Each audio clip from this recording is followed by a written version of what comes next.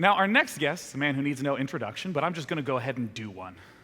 He is a long-standing figure in the gaming community. He just recently started a company called Boss Key Productions, working on a title called Project Bluestreak. Join me in welcoming Cliff Bleszinski.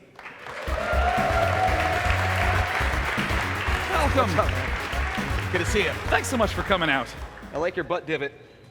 Oh, I know, this is for you. This has some of the best professionals in the industry have all sat in this exact spot. It's still warm, actually. It's quite nice. It was warm for everyone except John Gibson, who started the day off, but continuing strong. He powers through, you know. So I want to talk a little bit about your break from game development, what it was like looking at all the trends that were emerging. I had fun during the time period I had off, right? I mean, I'm not going to lie, you know, hanging out reading books by a pool is a lot of fun, but honestly, I got really bored. And I saw other people announcing their games, I saw trailers, I saw interviews, and I'm like, I miss this stuff. I miss being a part of it. And that was honestly after 6 months. So basically it was not working for a year and a half. It took nearly a year to kind of figure out who the proper partner would be to actually launch the studio and make something really, really cool with Nexon. And I mean, you saw so much stuff go on in that period. I mean, we have VR, we have early access, we have the sort of indie renaissance. Yep. I mean, are there just always game ideas pouring out? Are there specific ones that when you looked at the market, you said, this is what I want to work on? Well, for me, I wanted to get back to first person. I mean, I'd worked on Gears for so long, and Gears is, of course, third person, and that remake looks great. Good job, Rod. And it's one of those things that, seeing down the barrel of a gun, it's a very, very powerful thing. Very visceral. And, I find that with the kind of game we're making right now, there's so much more room for unique weaponry in a first-person shooter that's not just a shotgun or an AR-15 or a rocket launcher. There's a lot of unique twists you can do in the sci-fi space that kind of really make things really interesting and unique. And in terms of the gameplay, I mean, with Project Bluestreak having a multiplayer focus component to it, I mean, how does that design experience factor in? Here's the funny thing, right? We're finding I turned 40 this year, right? I can't aim as well as I used to. I play CSGO and I get my ass handed to me in the pubs. It's horrible, it's just bad. So what we're finding is the older studio members, we're making characters and weapons that are easier for them that they can't aim. So it's more like area of effect type weapons, right? Yeah. Whereas the younger folks in the studio who are 20s and whatnot, interns and they just cream everybody with the high precision weaponry in the game. So I mean, we see so many shooting games coming out right now, like Overwatch, like Gigantic, that we've got the chance to see earlier today. I mean, what does it feel like to see so many games coming out with kind of a similar idea? Well, I think it turns out that when I had the idea a year and a half ago to make a small to medium-sized studio with 5v5 for a multiplayer game, I was not the only person who had that idea.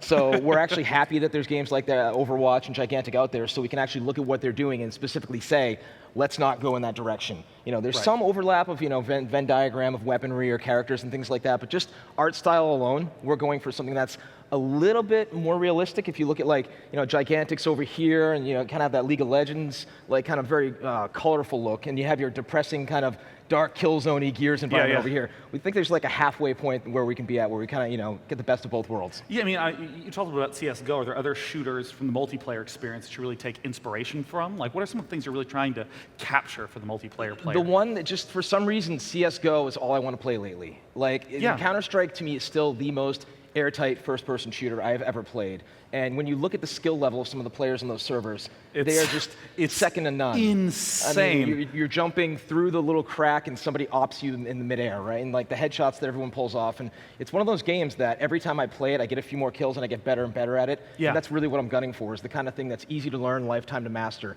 When you see, I always joke, I can go in my driveway and shoot a few hoops, but what separates me from LeBron is insane. So, a person playing this game at the peak of their skill level who's truly mastered it after potentially thousands of hours is going to look like a god. And when you explore these sorts of highly skill-based mechanics, are you looking for esports to be a sort of trajectory in? Because that's really where CS has been capturing so much. Esports is one of those buzzwords that everyone just slings around, but they forget that I'm slinging it around. It's a great buzzword. Just sling it. It's like Counter-Strike's been around for quite some time, right? And in order to make a game an esport, you have to really make something that's skill-based, that has an amazing community, respect that community, and work with the community to build up to actually hopefully have people play the game professionally and sometimes make more money than the developers. And I mean, a lot of people know you from your work with console gaming, but why PC? Why the PC platform for the PC community? The beauty of the PC, and this isn't to slag anything about consoles, because maybe the game could come to consoles eventually, leading with PC first and foremost allows us to be agile. We can get a version Right. out there, potentially early access. We can have iteration, iteration, iteration, have test kitchen servers where you can try out new weapons, some white box maps, and continue to work with the community on a rapid basis. That's one of the many things the PC gets us. Also, keyboard and mouse, man. I love my console shooters, but keyboard and mouse for first-person shooters is still The best way Twitch, to go. yeah. It's the only way to go. Cliff, let me say thank you so much for developing for the PC. If only everyone did that, and I am talking to you, Bloodborne. Cliff, It's good to be back. thank you so much Thanks, man. for joining me today. Ladies and gentlemen, Cliff Bleszinski from Project Bluestreak.